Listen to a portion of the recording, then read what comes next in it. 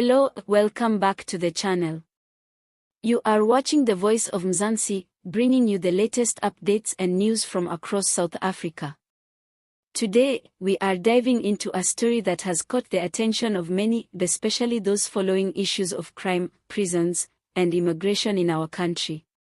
Recent comments by Groenewald have sparked debate as he addressed the situation of foreigners and jobless detainees in South African prisons. Make sure you watch till the end so you can see the sources of this news and verify the details for yourself. And while you're here, don't forget to subscribe so you can stay up to date with all our news coverage. Groenewald's statements come at a time when South Africa's prison system is under intense scrutiny. According to him, there is a growing number of foreign nationals held in South African correctional facilities, many of whom are unemployed and waiting for court cases to conclude. He described this as a ticking time bomb, warning that the situation is placing enormous pressure on prison resources, staff, and infrastructure. He highlighted that South African prisons were already overcrowded, with facilities operating beyond their intended capacity. Adding foreign detainees to the mix has worsened conditions, he explained, leading to strain on food, healthcare, and rehabilitation programs. Groenewald suggested that unless action is taken, the system could face serious consequences, not just for the prisoners themselves but also for the wider community once these individuals are released. One of the key points he raised was the economic impact of holding jobless detainees for extended periods. These individuals, he noted, are not contributing to the economy, and their prolonged detention increases costs for the state. In many cases, court delays and bureaucratic inefficiencies mean that detainees remain behind bars for months, sometimes years, without trial. This, Groenewald argued, is not just an administrative failure but also a social and economic burden. He also emphasized the need for better border management and immigration control. According to Groenewald, a significant portion of the foreign detainees in South African prisons are in the country illegally.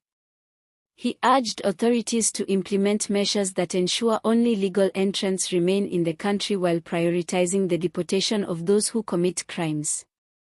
However, he also clarified that this should be done in a humane and lawful manner, ensuring human rights are respected throughout the process. The opposition to Groenewald's statements has been swift, with some critics claiming that his comments unfairly target foreigners and could fuel xenophobic sentiments. They argue that crime is not limited to foreigners and that singling them out could create unnecessary tension in already fragile communities. Groenewald responded by stating that he is not blaming foreign nationals for all crime in the country but is merely highlighting a trend that has real implications for the justice system and society. Experts in criminal justice and prison management have weighed in, noting that overcrowding and delays in court processes are long-standing issues in South Africa. They suggest that while foreign detainees contribute to the numbers, the root causes of prison overcrowding include systemic inefficiencies, lack of funding, and slow judicial processes. Addressing these underlying problems, they argue, would benefit both local and foreign prisoners alike. Groenewald also touched on the social impact of keeping detainees idle in prisons. He noted that jobless individuals, particularly those held for long periods without work or rehabilitation programs, are more likely to reoffend once released. The lack of engagement, training, or education in prisons, he warned, means that these individuals leave correctional facilities without skills or opportunities, creating a cycle of crime that harms society as a whole. In addition, Groenewald called for collaboration between government departments, including Home Affairs, Justice, and Correctional Services. He suggested that better information sharing and coordinated action could help identify which foreign detainees are in the country legally and which are not. This, he said, would streamline the process of detention and deportation, ensuring that resources are used effectively and that legal processes are respected. Community reactions have been mixed. Some South Africans have expressed support for Groenewald, agreeing that foreign nationals who commit crimes and remain unemployed while detained are putting unnecessary strain on the state.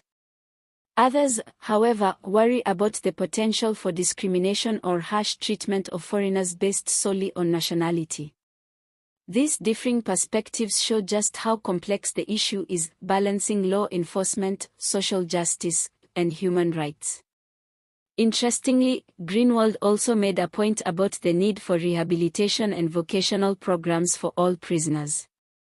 He stressed that whether local or foreign, detainees should be given the opportunity to acquire skills that would help them reintegrate into society.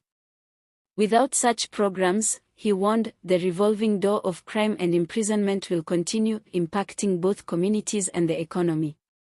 While his comments have sparked debate, there is little doubt that South Africa's prison system faces challenges that require urgent attention. Overcrowding, lack of resources, and delays in court processes are issues that affect all detainees, regardless of nationality. Groenewald's remarks bring attention to the added pressure from foreign nationals, but the broader problems remain systemic and demand comprehensive solutions. Some light-hearted observations have also emerged from social media, with users joking about detainees being better at queuing than the average South African in a government office.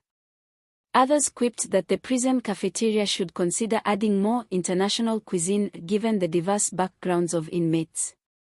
While humorous, these comments underscore the human side of the situation, reminding everyone that detainees are real people caught in a complex system. In conclusion, Groenewald's statements serve as a wake-up call for policymakers, correctional services, and the public.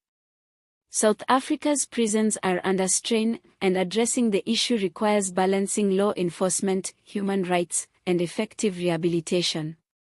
Foreign detainees are part of the picture, but the solution must be systemic, fair, and sustainable. All images used are for illustration purposes only. Sources: Groenewald statements, Department of Correctional Services, public interviews, then media coverage.